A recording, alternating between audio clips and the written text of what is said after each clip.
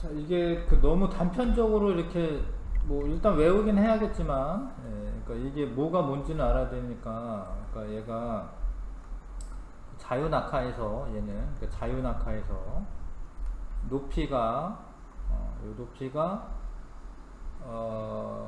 시간의 높이가 2배가 되면은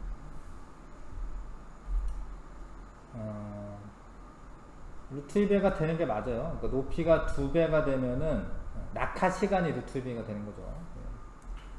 높이가 2배가 되면 낙하 시간이 루트 2배가 됩니다.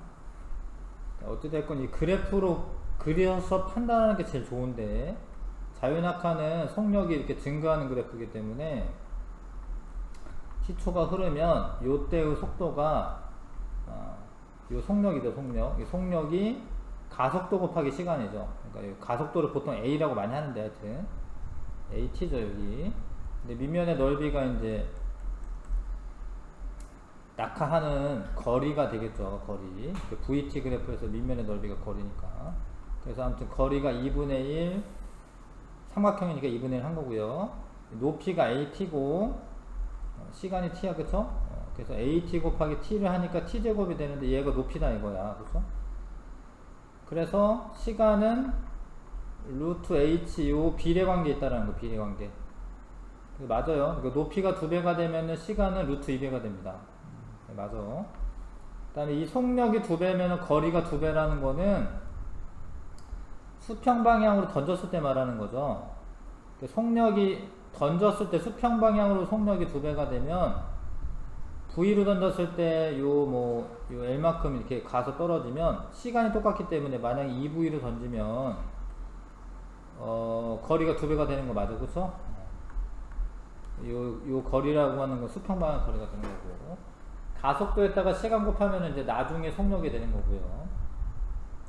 요게 좀 그런데 속력 곱하기 시간이 이동거리나 높이가 아니야, 이거는. 그러니까 이거는 이 삼각형의 넓이를 구하셔야 돼. 그러니까 저거 할 때, 자유낙하 할 때 속력 곱하기 시간은 이동거리는 맞는데 높이는 좀 문제가 있어, 높이는.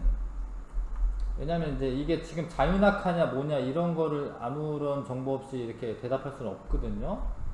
그러니까 얘가 만약에 자유낙하 할 때는 삼각형 VT 그래프, 속력 시간 그래프를 그리는 거야. 속력 시간 그래프를. 왜냐하면 속력이 점점 증가하니까 이렇게 일정한 게 아니기 때문에. 속력 곱하기 시간 했는데 이동거리가 나오거나 뭐 이러려면은 속력이 일정해야 되는 거예요. 그러니까 이 밑면의 넓이를 구할 때 높이는 그렇게 구해야 된다. 높이는 이동거리야 뭐 수평방향 이동거리를 말하는 것 같아요. 그래서 뭐 그럴 수도 있는데, 자유낙하에서의 높이는 속력 곱하기 시간이라고 하면 안 되고, 그러니까 뭐 굳이 말하자면 이게 이제 평균 속력이 되겠죠. 그러니까 평균 속력 곱하기 시간을 하던가.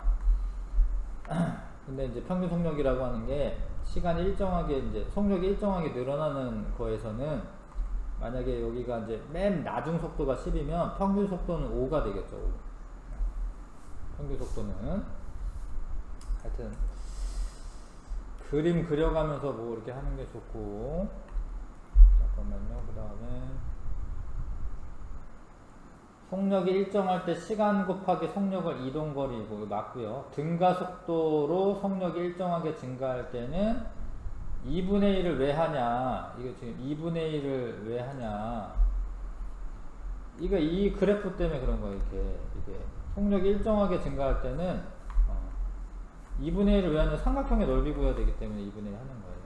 맞아. 두 번째 질문도 맞아요. 그 다음에 유전자는 단백질에 대한 또는 효소에 대한 효소 또는 형질에 대한 염기 서열에 대한 또는 아미노산 서열에 대한 유전 정보가 들어있는 게 맞나요? 유전자에는 단백질에 대한 유전 정보 들어있고요. 효소나 단백질이나 같은 의미지. 왜냐하면 효소가 단백질로 되어 있으니까 맞는 거고. 그 다음에 염기서열이 좀 잘못된 문장이죠. 그러니까 이게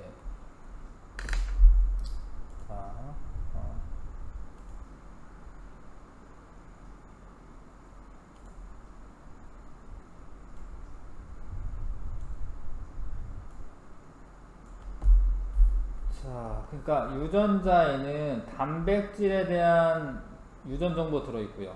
효소에 대한 유전 정보 들어있고요. 왜냐하면 효소가 단백질로 되어 있으니까. 형질에 대한 형질은 단백질에 의해서 발현이 되는 거거든요. 그러면은 뭐 그렇다라고 해도 되는데 이 단백질이 염기로 되어 있는 건 아니야. 그러니까 유전자의 염기 서열이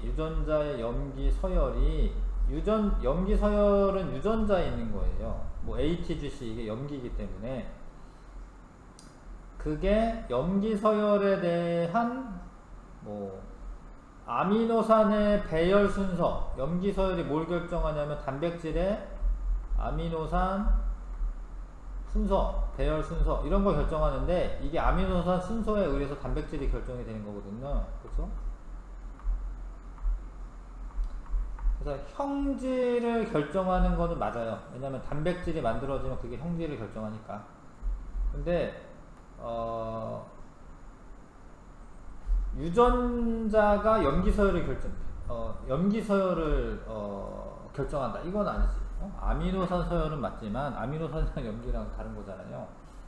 그러니까 염기 서열은 유전자에게 있는 거고 염기 서열이 아미노산의 배열 순서를 결정한다. 이러면 맞지. 염기라는 건 DNA나 RNA에 있는 겁니다. 그 다음에 지구 평균 기온을 유지하는데 해수나 대기순환이 기여하는 거 맞죠? 남는 에너지를 적도지방에 남는 에너지를 극지방으로 이제 순환시켜주면서 평균 기온 차라고 되어 있는 건가요? 예, 차이를 유지시킴. 뭐 이런 거 맞는 설명이죠. 그 다음에 수용성인 애들 아미노산 수용성, 포도당 이온 수용성이고 단백질이 수용성이냐? 단백질이 수용성이냐 이거 물어보는 건가? 단백질 통과하냐? 단백질 막을 통과하는 거죠. 그렇죠? 그러니까 O2나 CO2는 인지질 이중층을 통과한다. 맞고요. 이거 맞고요. 하는 것 같은데요. 네, 또 질문 있으면 해주시고.